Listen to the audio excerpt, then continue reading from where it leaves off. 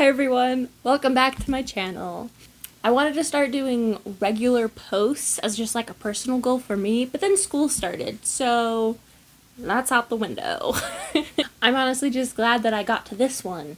And then there's actually a second video that's actually a big accomplishment for me. For this video, I'm going to actually be painting a peacock for my grandmother's birthday. Now, I've never actually painted a peacock before, so I did a lot of pre-sketches, and I feel pretty confident I can get the basics. But for this painting, I wanted to do something special for my grandma. She actually has a whole room that's designated to peacocks, just as like a fun style aesthetic that she has in her front room. So I decided to add to it and see what I could do for her. I decided to branch out a little bit and be inspired by one of my favorite artists, Alex Artiste Peintre.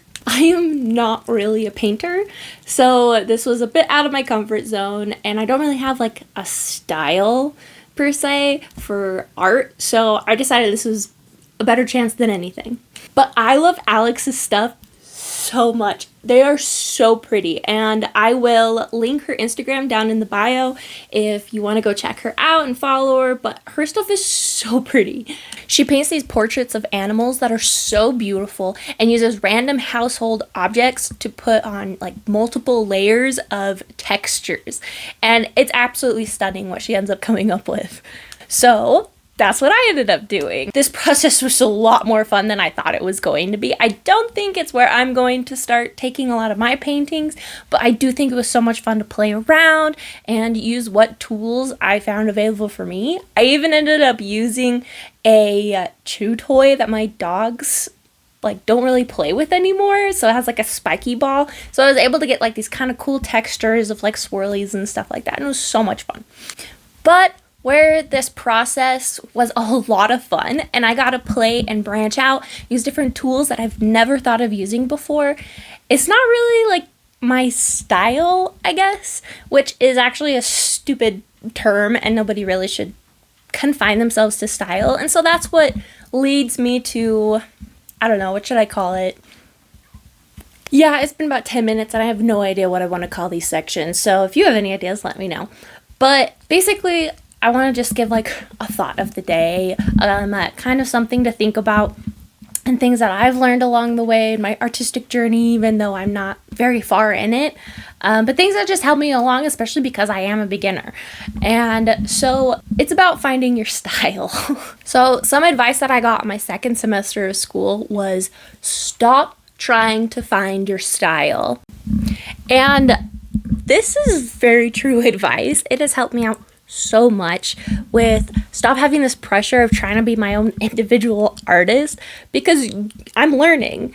I don't know what styles, what materials, what mediums that I prefer to use yet. And so as I go along and I'm learning different ones, having a specific style to me, it keeps me in a box. I can't branch out. I can't be like, oh, wait, but if I use a different material, it's not going to look the same as like what I want it to look like over here.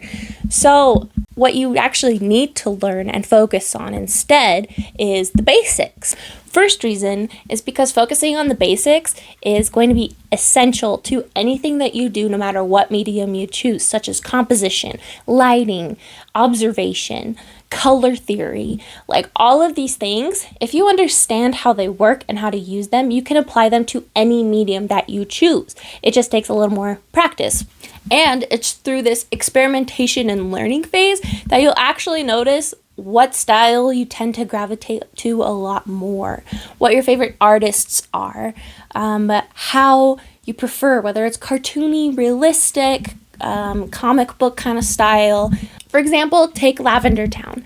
Like, I love Lavender Town. Her style is so much fun, just like bridges on a bit of eerie, but they're so cute and I absolutely adore them. She went to school, and if I remember correctly, she was told that she would never be an artist with that style, which is stupid. And finding your own style is your own personal journey. She found that she likes that style the most. She made it work. She monopolized it. But she went through school. She went through all the different mediums and found that she didn't like those. I'm just assuming, this is just my opinion, but she's gone through all of that phase beforehand. And So don't limit yourself while you're beginning. Like, she found a style that works for her, and she's found a way to make it her life. And that's great. But when you're beginning, don't focus on that. You'll eventually find it. You'll go and gravitate towards what you want to do more. I do think there is this unspoken pressure that artists get put on, especially if they start getting traction on social media or something, that they have to stick to a certain style or a certain look. And where I do understand that these things are good because, oh, lots of people like this style, I should stick to this style. I feel like there can be a lot of art fatigue too, and just being closed in and not being able to experiment and practice. I'm rambling. I really just need to stick to the scripts that I write. I say the same thing over and over and over again, and I really need to stop doing that. It's a horrible habit of mine. Okay, let's see what my script says. Okay, so art styles always change, and they always will. So here's an example. For instance, I never ever would have thought that I liked ink. Like inked with the fountain pens and stuff like that. Like, I never would have thought that I had enjoyed that as much. Now I have like 3 bottles of ink of different colors, and I love experimenting with them. And I never would have even discovered that medium if I had not taken a class and was forced to use it. I made one of my favorite series that I've ever made, which is about paralysis demons being your friends, and they're all made from ink. And I adore this series, and I think I'm actually going to make more of it eventually in the future.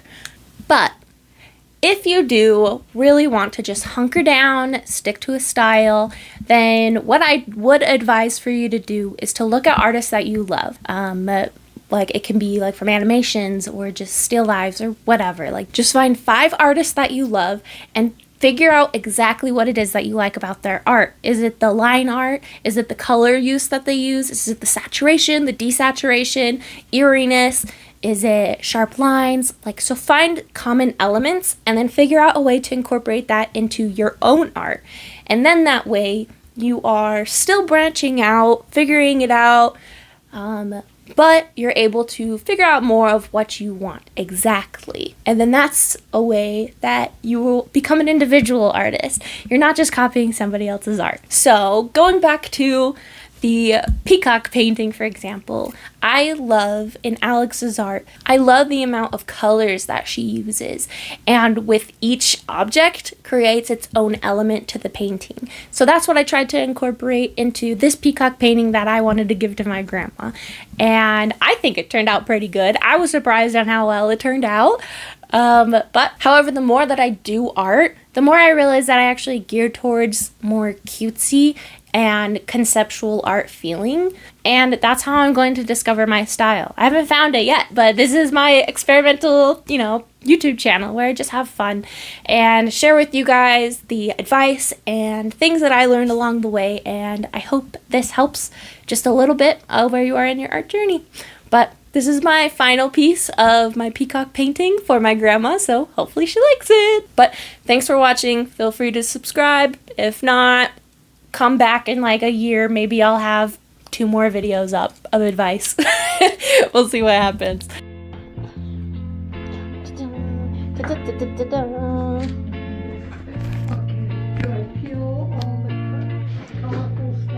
Yeah, all the colorful stuff.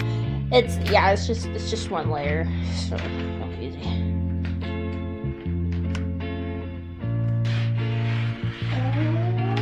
Oh, I love it. Already. Wow. It's a chicken. It's a beautiful chicken. Oh.